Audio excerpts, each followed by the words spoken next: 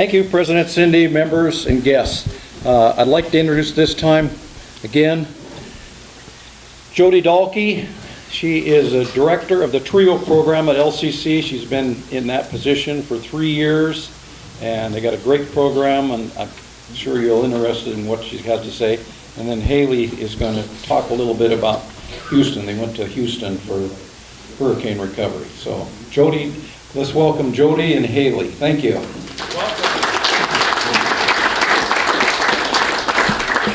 Hello. Thank you for having us today.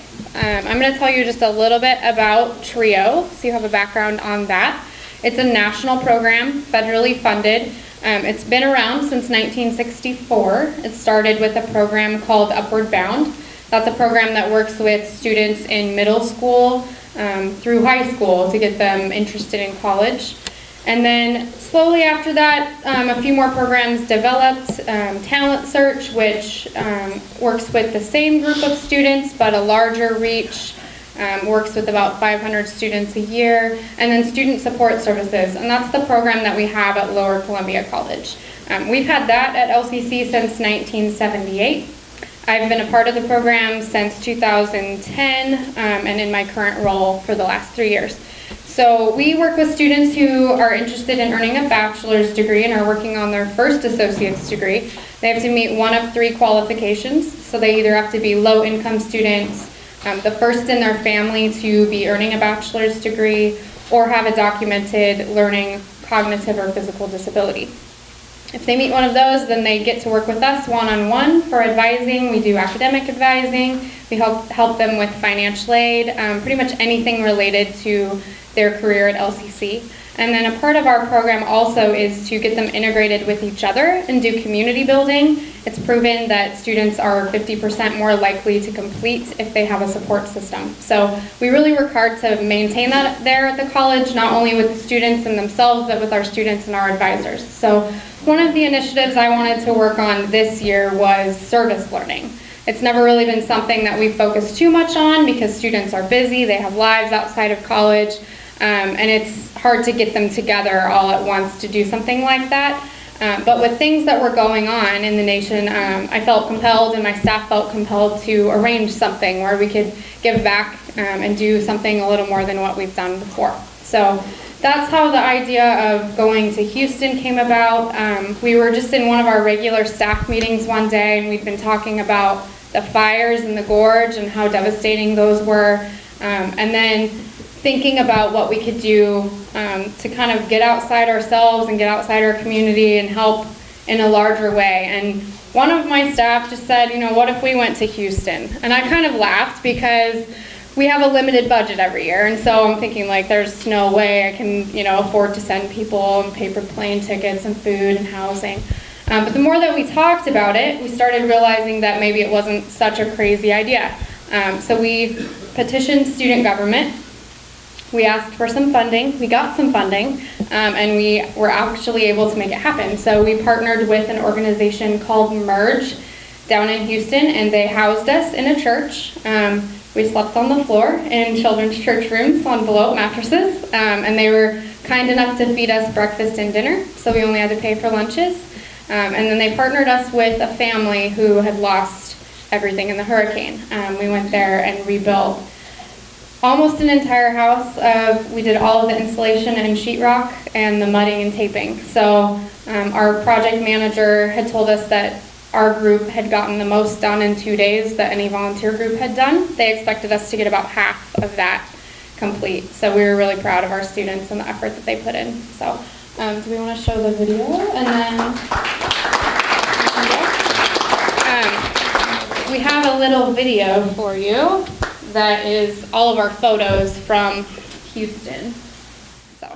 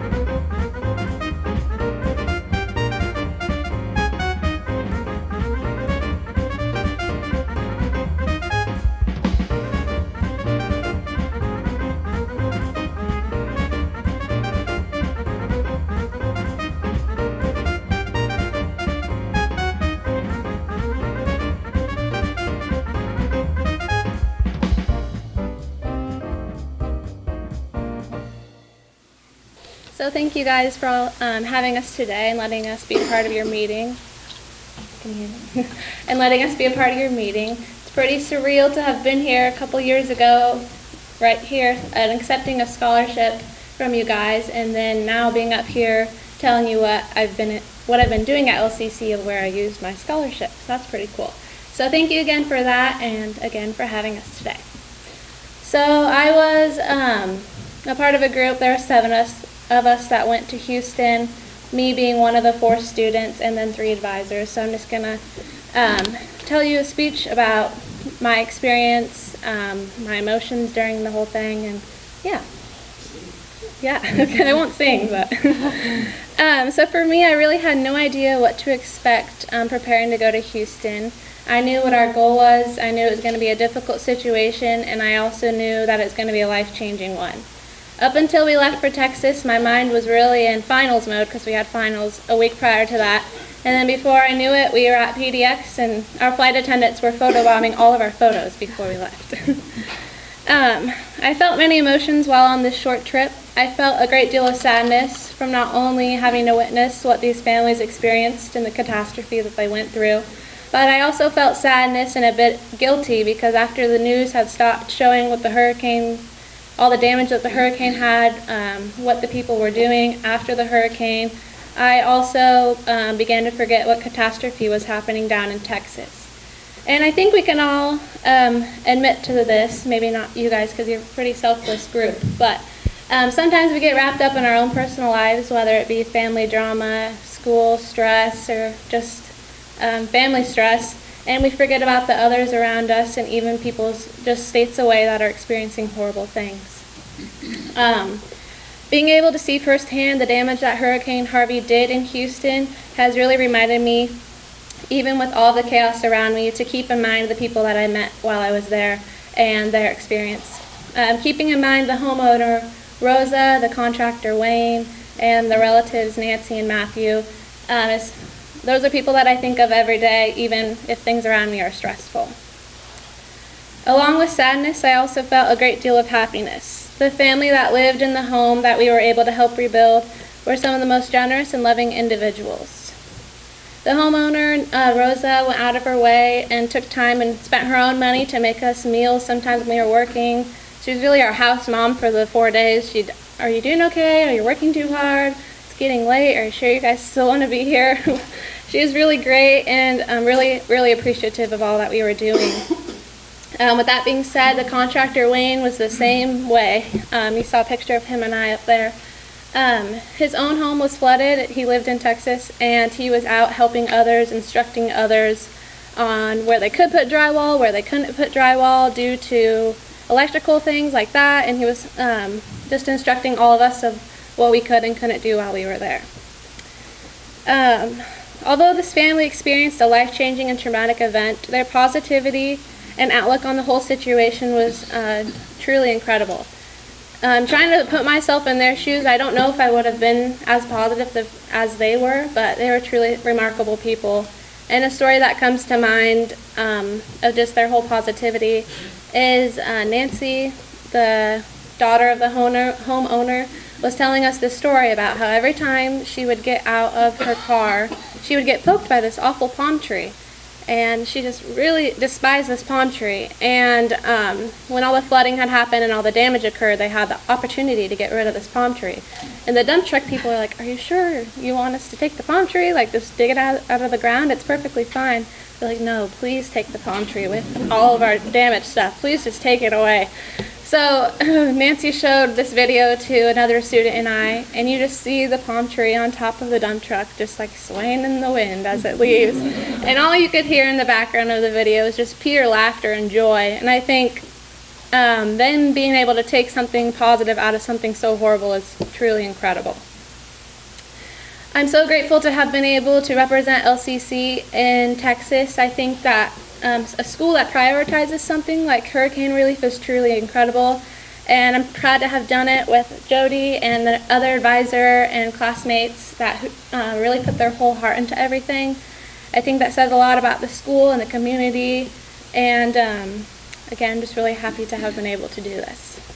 So I'll close with this quote that I stumbled upon just a couple days, ironically, after coming home, and it really fit to everything I'd experienced and kind of wrapped up everything. And once the storm is over, you won't remember how you made it through, how you managed to survive. You won't even be sure if the storm is really over. But one thing is for certain, when you come out of the storm, you won't be the same person who walked in. And that's what the storm is all about. Thank you guys again for having us. We appreciate it.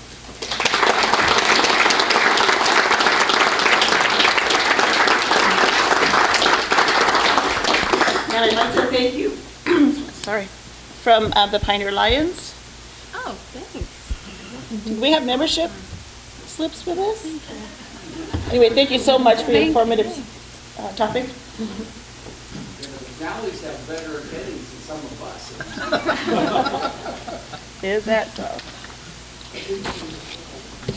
Okay, do we have a Sinelli report, Steve? President Cindy Lyons and Getz, once again, we've started the new year on the right foot. No senility to report.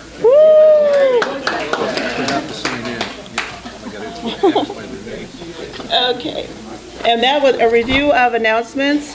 Marilyn reported that education's going to have a in-and-out book exchange giveaway on January 29th. The sign-up sheet will be here next week. Marilyn also requests that the past presidents meet with her over there in the corner in the dark. Steve Patterson is having an awards meeting after the presidents in the dark meeting on the other side in the bright light. So Doug is reminding us about the membership drive that we're doing now. And Gail has a benefit dinner. It's prime rib. It'll be here on January 14th, and it's $14, and you can register at the bar. $20. Yeah. Carrie Ann is starting the Taste of Italy. It will be April 14th, and I'm sure announcements for the meetings will be coming up shortly. And Tom said that we're not going to have paper, but I think someone else reported we are going to have paper. I have problems. Yeah. And January 15th is the district governor visitation over in Kelso. January 20th is the crab feed at Battleground. February 3rd is a cabinet meeting at the Longview Women's Club. February 10th is the Boyce Fort Lions Club. They're having, okay. There you go. The annual hamburger feed. And Saturday, March 3rd is the Lions Learning Forum down in Vancouver, which is free and you get fed. So there's a list. Board meeting Thursday. And board meeting Thursday. I just thought everybody should know, Governor Bill Karcher went home last Thursday. Nice. So he's going to be trying to get out from what the reports I get. It'll be good to see him. Left side and a little bit of the right side. Okay, and I think I'll do this backwards. Baked goods, what'd you have for us? For the city hall line guests, the winners are Tina and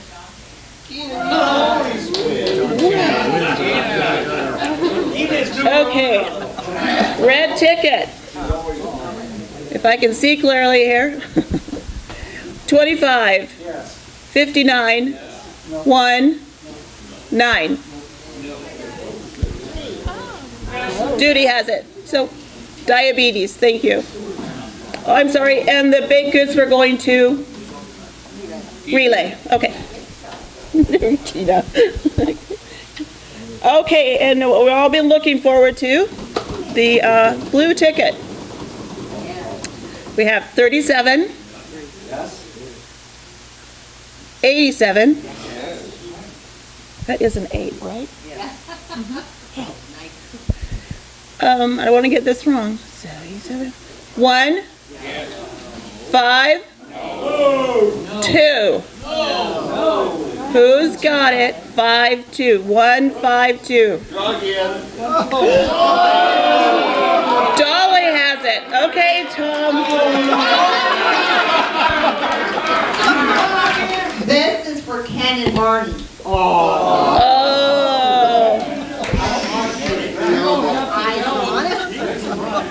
Don't win. President win. Judge ordered. I thought I read President wins to say the love of my life. Okay, so here we go. Now the drum roll. Open up that.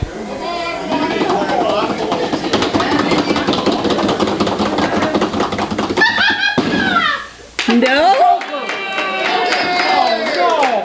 What is it? What number is it? It's the Joker. So they did win. What's the pot? How much is it? 26.69 and 15 cents. My goodness.